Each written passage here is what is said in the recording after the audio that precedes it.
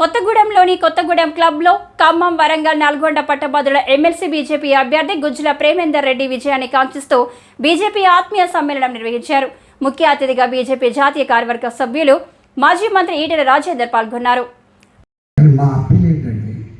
సంతోషం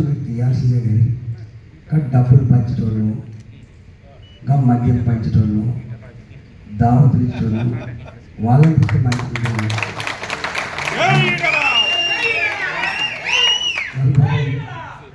క్రాంతి గారి నాయకత్వంలో వాళ్ళ పిల్లలు మా అన్న వచ్చిందని చెప్పి అభిమానంతో పార్టీ జెండా లేకుండా, పార్టీ కండువా లేకుండా, నినాదాలు అంతకంటే కూడా లేకుండా ఏదో స్వాగతం పలికి దానికి తీస్తాను. ఎంత బాధ్యత అంటే కానీ ఇక్కడ కాదు, దేశ ప్రధానమంత్రి గారికి ఒక మాట చెప్పాను.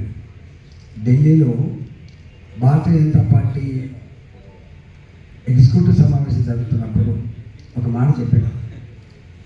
ఒకనాడు శేషన్ గారు ఉండే ఎన్నికల కమిషనర్గా గజ్జం అనేది, కానీ ఇవాళ బాజాప్తా నాకు ఇంకా 6,000 రూపాయలు రాలేదు, నేను ఓటుకు పోనని చెప్పి ధర్నా చేస్తే మాకు డబ్బులు రాలేదు, వస్తేనే మేము ఓటుకు వేయడానికి పోతామని చెప్పేటువంటి సంఘటన జరిగితే ఏం చేస్తున్నాం మనం, ఎక్కడ పోతున్నాం మనం అని చెప్పి నేను అడిగినాను.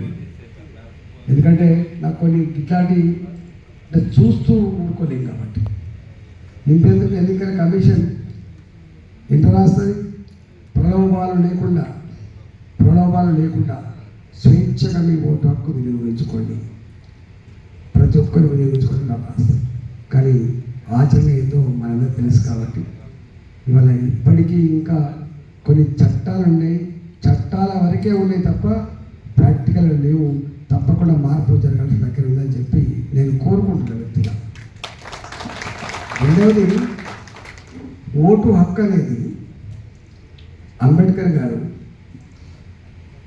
1,00,000 కోట్ల యజమానైన గుడిసెల్లో ఉన్నవాడికైనా ఒకటే ఓటు హక్కు ఇచ్చింది.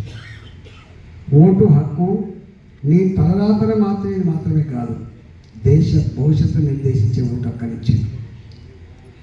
ఈ ప్రజాస్వామ్యంలో ఇది ఎవరి జాగీరు కాదు బిడ్డ, ఇది ప్రజల జాగీరు మాత్రమేటువంటి సందేశం ఇచ్చింది అంబేద్కర్. మీరే సుప్రీం, మీరే బాసులు ప్రధానమంత్రులు కాదు, బాసులు ముఖ్యమంత్రి గారు కాదు. మీరు చేస్తే వాళ్ళు పాస్ అవుతారు, మీరు చేస్తే ఒక ముఖ్యమంత్రి పాస్ అవుతారని చెప్పారు. అందుకని గిలగిల కొట్టుకుంటాం.